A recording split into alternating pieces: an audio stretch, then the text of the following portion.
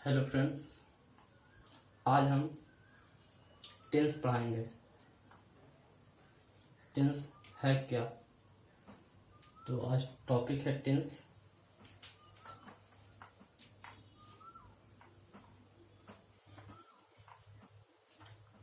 Tense के बारे में आप जानिए। टेंस है क्या?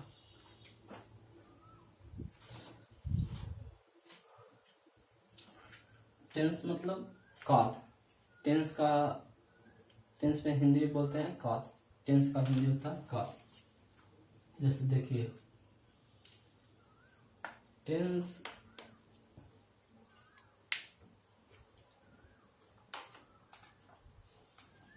वर्क और टाइम। टेंस बताता है वर्क और टाइम, किस समय क्या काम हो रहा है, यही टेंस बताता है। जैसे टेंस में वे रूल होते हैं जो हमें बताता है कि कोई भी काम किस समय या कौन सा काम किस समय हुआ है और कितना हुआ है, हमें टेंस बताता है। टेंस का रूल बताता है।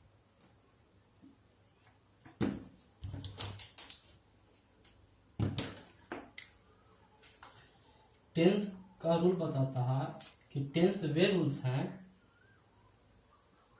जो हमें बताता है कि कोई भी काम किस समय और कौन सी काम हुआ है और कितना हुआ है। टेंस का रूल बताता है। ऐसे रूल इंग्लिश ग्रामर में जो हमें बताता है कि जो भी वर्ब मतलब वर्ब क्रिया जो काम हो रहा है वो कौन से समय में हो रहा है और कितना हुआ है। इंग्लिश ग्रामर के रूल बताता है जो हमें बताता है कि जो भी काम हो रहा है वो कौन से समय में हो रहा है और कितना हुआ है। ये हम कौन बताता है? टेंस बता रहा है। इंग्लिश ग्रामर के रूल बताता है कि ये सब टेंस में पढ़ना है कि इंग्लिश ग्रामर के रूल बताता है कि जो भी काम हुआ है ना, जो भी काम हो रहा है कौन से समय में हुआ है या हो रहा है और कितना हुआ है। जैसे देखिए, टाइम 3 तरह का होता है। टाइम कितना होता है? 3 तरह के, प्रेजेंट, पास्ट, फ्यूचर। ये 3 तरह का टाइम हो रहा है। वर्तमान, भूत और भविष्य। और वर्क 4 तरह के होता है। कंटिन्यूअस, काम चल रहा है, कोई काम चल रहा होगा वो कंटिन्यूअस होगा। परफेक्ट, जो निश्चित काम हो गया है, मतलब परफेक्ट है, वो काम हो गया है, वो परफेक्ट में आएगा। और इंडिफिनिट, अनिश्चित मतलब कोई लगता है हो गया है, वो इंडिफिनिट में आएगा। कोई भी अनिश्चित उसके बारे में पूरा जानकारी नहीं हो, पूरा काम नहीं हुआ है, वो इंडिफिनिट में आएगा। और फिर एक परफेक्ट कंटिन्यूअस। ये वर्क, काम,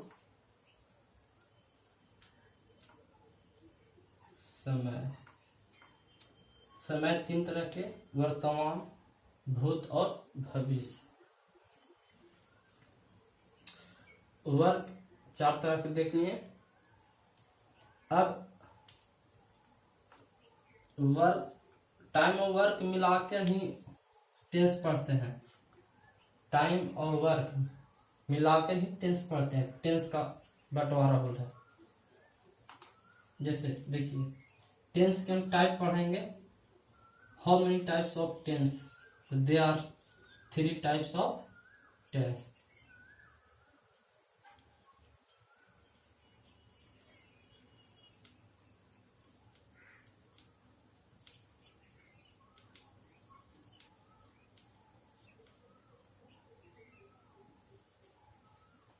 पहला प्रेजेंट टेंस, पास्ट टेंस और फ्यूचर टेंस, वर्तमान काल, भूतकाल और भविष्य काल। देखिए प्रेजेंट टेंस के चार भेद, इंडेफिनिट, कंटिन्यूअस, परफेक्ट और परफेक्ट कंटिन्यूअस, ये प्रेजेंट के भेद हुए। और पास्ट के वही हुए, past indefinite, past continuous, past perfect, past perfect continuous. Future के हुए देख लीजिए, future indefinite tense, future continuous, future perfect और फ्यूचर परफेक्ट कंटिन्यूअस, ये देख लिए। अब देखिए हम कैसे जानेंगे कि ये प्रेजेंट टेंस है, हम कैसे जानेंगे कि ये परफेक्ट पास्ट टेंस है, और हम कैसे जानेंगे ये परफेक्ट टेंस है। तो देखिए जिस सेंटेंस में डू या does, is am are, has have, ये तब समझेगा कि ये प्रेजेंट टेंस का सेंटेंस है। ये सब हेल्पिंग वर्ब है, प्रेजेंट टेंस का हेल्पिंग वर्ब क्या है, प्रेजेंट टेंस का हेल्पिंग वर्ब। पास्ट टेंस कैसे जाने कि ये भूतकाल है, प्रेजेंट वर्तमान काल,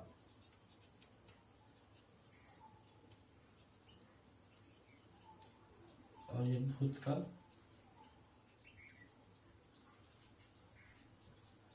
और ये भविष्य काल। तो अगर किसी सेंटेंस में डिड लगा हुआ है ना, तो समझ जाइएगा कि ये पास्ट टेंस का वाक्य है, सेंटेंस है।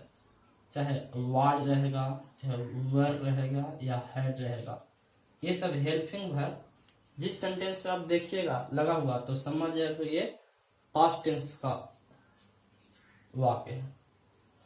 अब देखिए अब कैसे जानेंगे कि फ्यूचर टेंस का सेंटेंस है। तो देखिएगा विल या शैल लगा हुआ है जिसमें, तो फ्यूचर टेंस का सेंटेंस होगा, या विल हैव या शैल हैव। तो आप समझिएगा ये फ्यूचर टेंस का सेंटेंस है। क्या कह रहा है, किसी को मालूम नहीं चलता है कि ये किस टेंस का सेंटेंस है। तो देख लीजिए अगर डू या डज रहेगा, किसी सेंटेंस में डू या डज रहेगा तो समझ जाएगा कि ये वर्तमान काल है का सेंटेंस, मतलब प्रेजेंट टेंस का है। और इज एम आर, डू या does, is am are, was were नहीं, हैज है, वाज वर तो आ जाएगा इसमें, पास्ट में आ जाएगा।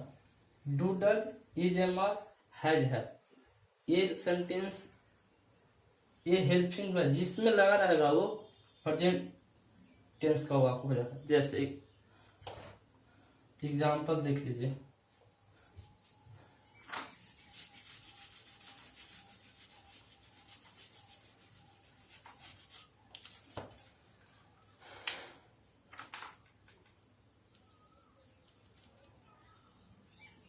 सी डज, जैसी डज लगा तो आप समझ जाइएगा कि ये प्रेजेंट टेंस का वाक्य बनने वाला है।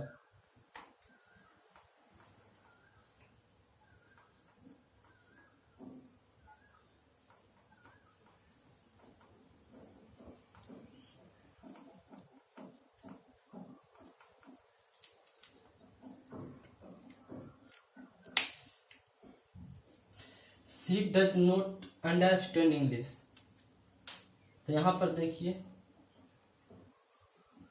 डज है तो समझ जाइएगा कि ये प्रेजेंट टेंस का वाक्य है।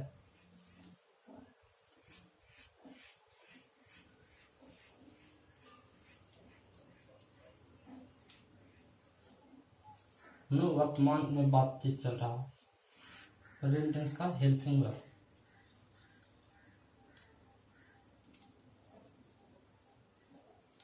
ठीक, तो इतना समझ में आ गया। ठीक है, तो अब आगे देखिए, इसको इरेज करते हैं।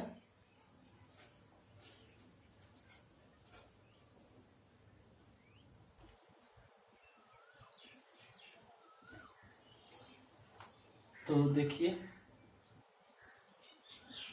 एग्जाम्पल था, she does not understand English. तो डज देखिए, डज बनाए थे, जहाँ डज देखिए वो प्रेजेंट टेंस का वाक्य है, ये प्रेजेंट में बात किया गया है। ये सेंटेंस क्या बात किया है, प्रेजेंट में।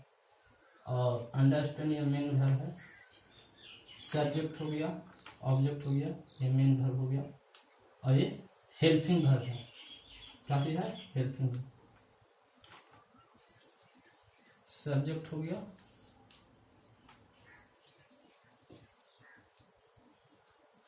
हेल्पिंग वर्ब हो गया, मेन वर्ब हो गया, और ये ऑब्जेक्ट। तो देखिए मेन वर्ब 3 प्रकार के होते हैं, फर्स्ट, सेकंड और थर्ड फॉर्म होता है। जैसे फर्स्ट फॉर्म, सेकंड फॉर्म और थर्ड फॉर्म होता है। अब हम कैसे जानेंगे कि ये सेंटेंस प्रेजेंट इंडिफिनिट है कि पास्ट इंडिफिनिट है कि फ्यूचर इंडिफिनिट है, कैसे हम जानेंगे?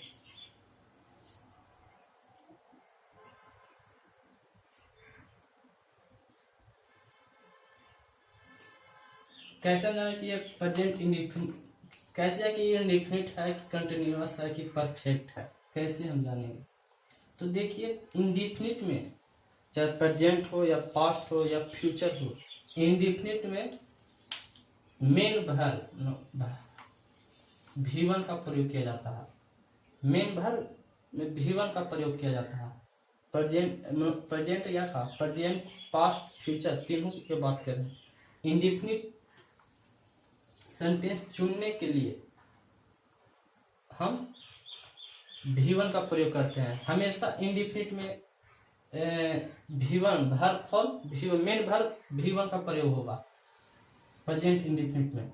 जैसे हम बताए थे कि प्रेजेंट में हेल्पिंग वर्ब क्या होता है, प्रेजेंट में हेल्पिंग वर्ब, प्रेजेंट की बात करें तो हेल्पिंग वर्ब डू या डज, इज, एम, आर और का हैज है। ये प्रेजेंट का हुआ, प्रेजेंट टेंस का हेल्पिंग वर्ब हुआ।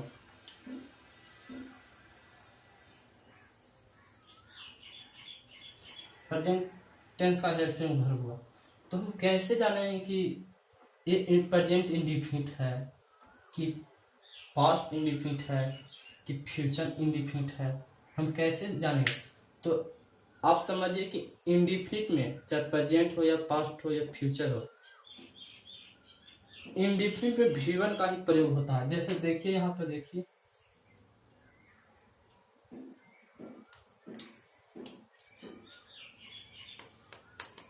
देखिए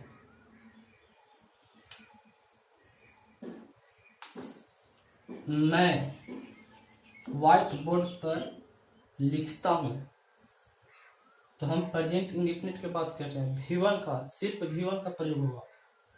V1 रहेगा तो हम समझ लेंगे ये प्रेजेंट इंडिफिनिट है। मैं व्हाइट बोर्ड पर लिखता हूं, तो I write on blackboard. Kundan मेरे साथ रहता है, कुंदन लिव्स विथ मी, ये इसमें V1 का प्रयोग किया गया है। तो हम सब इंडिफिनिट को पहचानने के लिए क्या किया, V1 main verb form V1 का प्रयोग होगा। और कंटिन्यूअस कैसे जानेंगे, कंटिन्यूअस कैसे हम जानेंगे? मेन वर्ब V1 में ing जुटा रहेगा। जैसे गो है, ये मेन वर्ब V1 है कि नहीं, गो, इसमें ing जुट गया तो समझिए कि ये कंटिन्यूअस कहा। क्या चीज कहा, कंटिन्यूअस कहा वाक्य।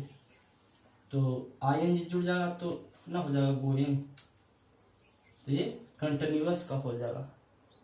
अगर परफेक्ट कैसे हम जाने, परफेक्ट हमेशा V3 का प्रयोग किया जाएगा।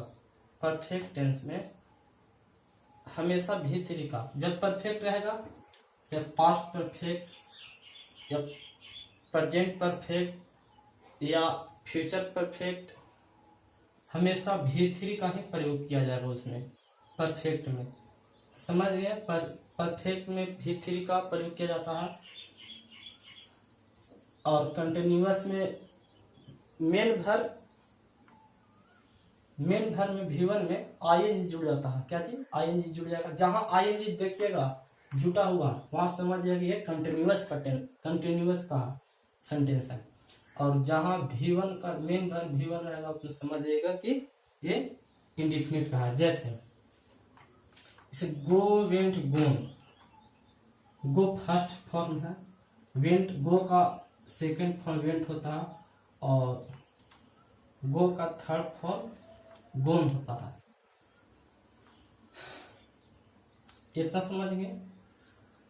पास्ट में V3 का प्रयोग किया जाएगा और इंडेफिनिट में V1 का, तो V2 का कहाँ प्रयोग किया जाएगा ये भी आप लोग कहिएगा।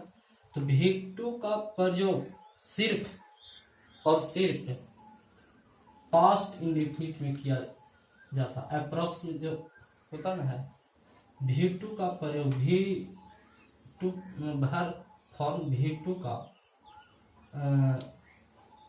का प्रयोग सिर्फ पास्ट इंडेफिनिट में किया जाता है, इस्तेमाल होता है। तो आप लिख लीजिएगा इसमें भी कि पास्ट इंडेफिनिट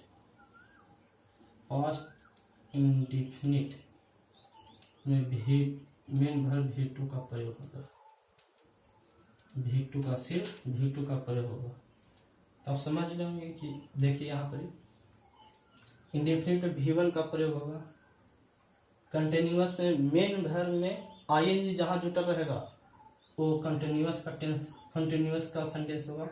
और पास्ट में V3 का प्रयोग होगा, सिर्फ V3 का मेन भर। और पास्ट इंडेफिनिट में सिर्फ एक ऐसा इकलौता टेंस है जो पास्ट इंडेफिनिट टेंस में V2 का प्रयोग किया जाता है। तो अब हम लोग देखिए इतना आप लोग समझ गए होंगे। अब देखिए स्टार्ट करते हैं present indefinite tense. Present indefinite tense, इसका हेल्पिंग वर्ब आप लोग बताइए। हम शुरू में बताए थे कि प्रेजेंट टेंस का हेल्पिंग वर्ब कौन कौन होता है? डू या डज, इज एम आर और हैज हैव। तो प्रेजेंट इंडेफिनिट टेंस का हेल्पिंग वर्ब क्या होगा? डू या डज। इसका प्रेजेंट इंडेफिनिट टेंस का हेल्पिंग वर्ब डू या डज होता है, जिसका हिंदी में पहचानने का हम कैसे पहचानेंगे हिंदी में कि ये प्रेजेंट इंडेफिनिट टेंस का सेंटेंस है? तो जिस लास्ट में देखिएगा किसी भी सेंटेंस के वाक्य के लास्ट में देखिएगा ताहर तीहर ते हैं लगा है, उस सेंटेंस को, उस वाक्य को आप समझिए कि ये प्रेजेंट इंडेफिनिट टेंस का है। प्रेजेंट इंडेफिनिट टेंस में बनाएंगे। जैसे रहेगा मैं स्कूल जाता हूँ, तो का है हिंदी में पहचाने ता हूँ, ती हूँ, ते है। मेरी मम्मी खाना पकाती है, ती है ना, लास्ट में है ना। तो आप समझ जाइएगा कि ये प्रेजेंट इंडेफिनिट टेंस का वाक्य है।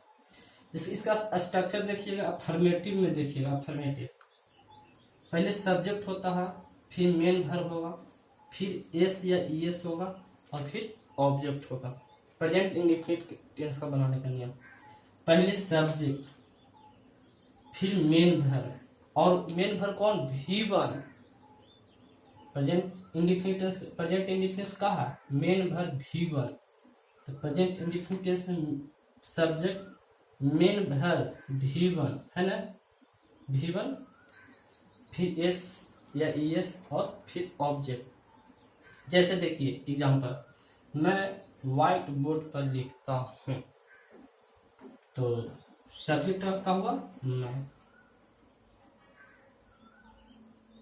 मैं का होगा आई, हुआ ना। कोची पर लिखता हूँ? व्हाइट बोर्ड पर। क्या करता हूँ? तो लिखता हूँ क्या चीज पर? व्हाइट बोर्ड पर। हुआ कि नहीं? तो ये ऑब्जेक्ट के काम हुआ कि नहीं? ऑब्जेक्ट हो गया। और ये मेन वर्ब हो गया। मेन वर्ब हुआ कि नहीं, राइट, मेन वर्ब हो गया V1, हुआ कि नहीं। अब देखिए कुणाल, कुणाल मेरे साथ रहता है, तो कुणाल पहले सब्जेक्ट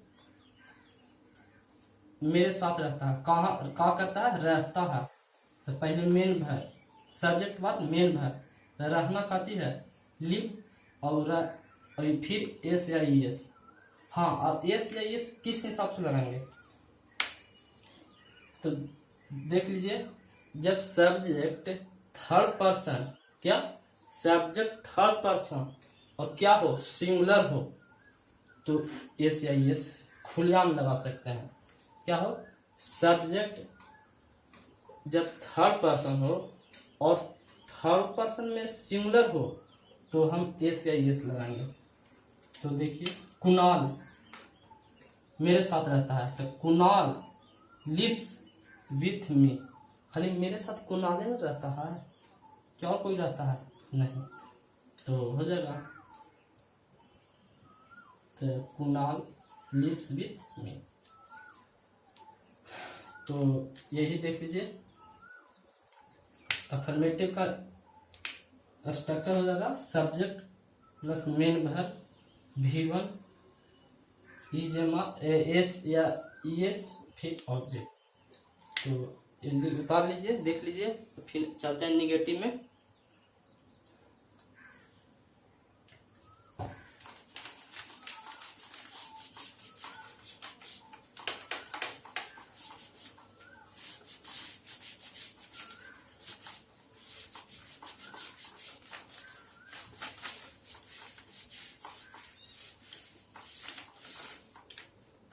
प्रेजेंट इंडेफिनिट का निगेटिव देखिए कैसे हम बनाते हैं। देखिए, निगेटिव में हो जाएगा, फिर सब्जेक्ट हो जाएगा, पहले डू या डज हो जाएगा, फिर नोट हो जाएगा, फिर मेन वर्ब V1 हो जाएगा, फिर ऑब्जेक्ट हो जाएगा। ये हो गया निगेटिव में। जैसे एग्जाम्पल आप देखिए,